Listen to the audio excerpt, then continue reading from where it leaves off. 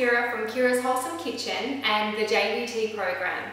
Today I want to show you a really quick, simple soup that you can whip up on those nights where you just don't feel like cooking. You're only going to be in the kitchen for about 5 minutes with this recipe, and considering the minimal fuss, it's absolutely loaded with flavour, and it's also a great way to use up your leftovers at the end of the week when you don't have much left in the fridge. So we're going to start with some capsicum and some beautiful sun-ripened tomatoes. So we're just going to slice our capsicum in half and remove the seeds. And then that goes in our bowl. With our tomatoes, we're just going to go ahead and slice an X on the top of each one. Now I'm making a serve for just one person, so I've got 4 tomatoes and 1 capsicum. Of course, you could make as much as you like. You're also going to add an onion, a red onion, a white onion, or shallots are fine, and you're just going to quarter that. And now we're going to go in with our flavour. We're going to start by drizzling some olive oil. And I've got about 2 teaspoons of coriander seeds. If you haven't cooked with coriander seeds before, you're in for a beautiful surprise. They have the most amazing flavour. It goes well with chicken, vegetables, fish, and actually the same with fennel. I've got 2 teaspoons of fennel seeds. And once again, the most amazing flavour. I really encourage you to give it a go. It goes very well with our tomatoes. And we're going to give it a good seasoning with salt. And now I've got 4 cloves of garlic here, and I'm just going to chop the ends off and throw them in. Once they're roasted, we can peel the skin off really easily.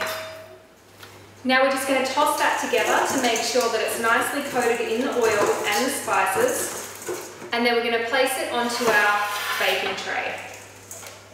Make sure all of the flavour ends up on those beautiful tomatoes and capsicum. Now that's just going to go straight into a preheated oven at 200 degrees for about 20 to 30 minutes, or until it's really caramelized and got some beautiful color on the vegetables. That's what's going to give it the flavor.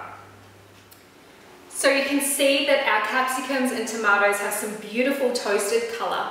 Now, if I was a chef in a restaurant, I would probably painstakingly remove all of the bits of skin from the tomato and the capsicum.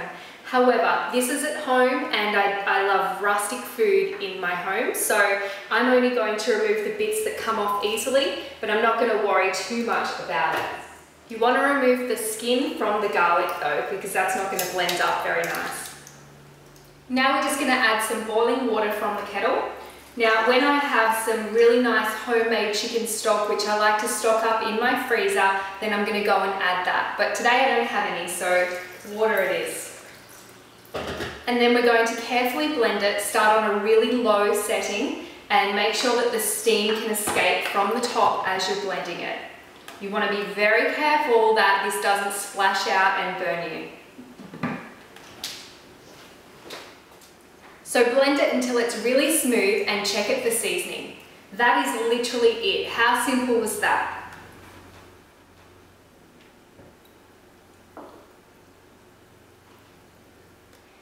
You can serve this as is, or you can add a few extra garnishes. I really like to do toasted chickpeas with some spices to add some protein. Today I'm going to be adding some homemade labna. You can get the recipe on my YouTube channel and on my website.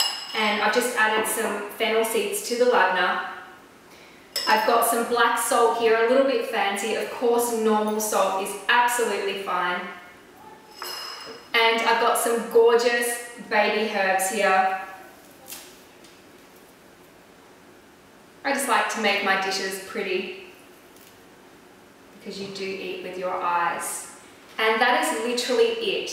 Now, I'd really like you to become an intuitive cook and really just use what vegetables you have in the fridge. Everything tastes delicious when it's roasted up. It adds lots of extra flavor to the soup and makes it really simple to prepare.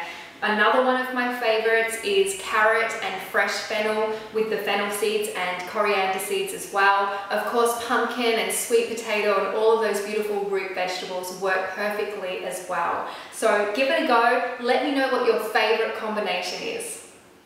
If you love this recipe today, remember to subscribe to my YouTube channel, and you can also check out loads more recipes on kirawestwick.com.au.